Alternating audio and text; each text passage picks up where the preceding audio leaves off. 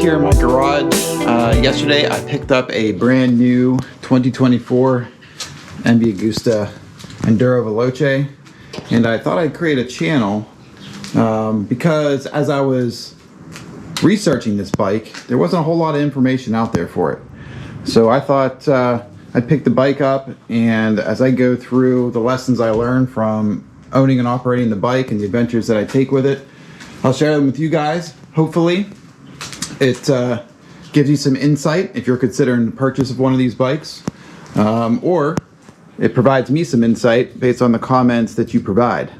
I'm coming from a 2009 Ducati Monster. This is what I rode for the last, I don't know, 15 years or whatever. So this is kind of like my reference bike. I've ridden a lot of other bikes, but this is my primary bike. So significant difference between going from a Monster to an adventure bike. But I bought it to check a couple boxes. With the Monster, it's a small bike. I'm kind of cramped up on it. There's no place to store anything. And I have quite a long commute to work. So the purpose of getting an adventure bike was to make the commute to work a little bit more comfortable, a little easier. I work in an office environment, so I have to take clothes with me. So it's just easier to carry stuff. The Monster doesn't really have any baggage or storage. It's easy to strap to the bike. The second thing was my wife and I have rented larger bikes. We've rented a BMW GS. I think it was a 1200 or 1250 in Italy years and years ago. That was our first bike when we toured Italy on that. In Spain, we rented a Multistrada V4S. And I've demoed a lot of the middleweight bikes. The Ibex 800, the Yamaha Tenere, and the Honda Transalps. Rode all those. I did not get a chance to ride the MV Agusta before I bought it, but one of the things that I needed to do was be comfortable for my wife, and not just me. So some of the other middleweight bikes just didn't quite have the engine power that I thought I needed in order to make longer rides comfortable for the wife. The seat here was a little bit bigger than on some of the smaller bikes. It's not quite as big, not quite as much space as the Ducatis and the BMWs, but it's comfortable for her. The other thing I needed the bike to do is I picked up fly fishing recently. So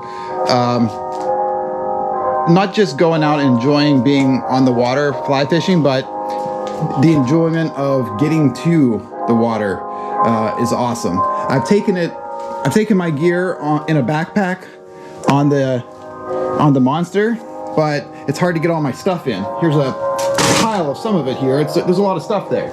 Plus the fly rod, I had to break that down. So one of the things I'm trying to get out of the MV Agusta is a way to quickly and easily get to the water, taking all my fly gear with me. And then I plan to take more adventure rides, longer rides, overnights, camp trips. I have two coming up. I have a fly fishing trip here in West Virginia next week, so that'll be my first experiment. Then I have a hiking trip also in West Virginia at the Dolly Sods. I'm gonna pack my backpack and everything on the back and see how that goes. We'll learn a lot on those two trips. We'll see what I can and can't do and what works and what fails, but that's the goal of having a bike like this. Then in a year or two, I plan to go take the PCH all the way from, maybe it's all the way up to Vancouver, but at least up to Washington, and take it all the way to San Diego or further. So it's a lot of planning there, but I wanted to have a bike that I was comfortable with, that I knew that I could take on a trip like that.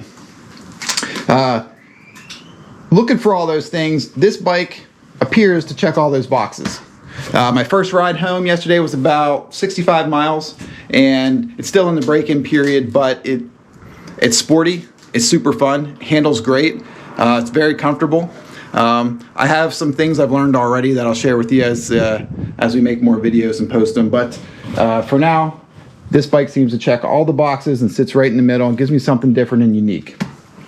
The last thing, and this is probably a long shot, you might see me here, I'm wearing my Aprilia gears. I thought, hey, I already own a Ducati. If I pick up an MV Agusta, I'm starting a good trend here. Maybe I could fill up the garage with other Italian motorcycles as we go. Don't know how that'll work out, but hey, this is a good start, right? So welcome to the channel. As I progress through the ownership of this bike, I'll be showing you the trials and tribulations of learning the bike, how I set up and take adventures, and I hope you all contribute to helping me become a better adventure motorcyclist and learn a little bit about the bike as well. A couple other things about me is, I mentioned before that this is my primary bike before this one. I primarily ride on the street. I do not have any track experience, just a street rider. I also don't have a lot of dirt experience on a motorcycle. You see all my mountain bikes over here. I'm an avid mountain biker, and I used to do some enduro racing, so I competed.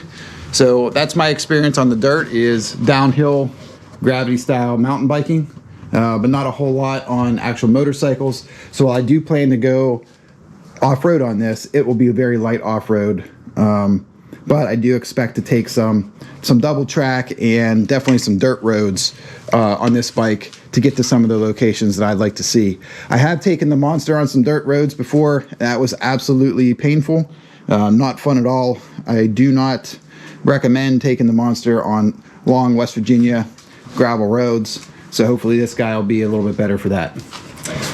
All right, that's all for now for the introductions. As I get in the bike and set it up, I'll post some more videos, just keeping things easy and simple, and kind of bringing you along with me on the adventure of owning this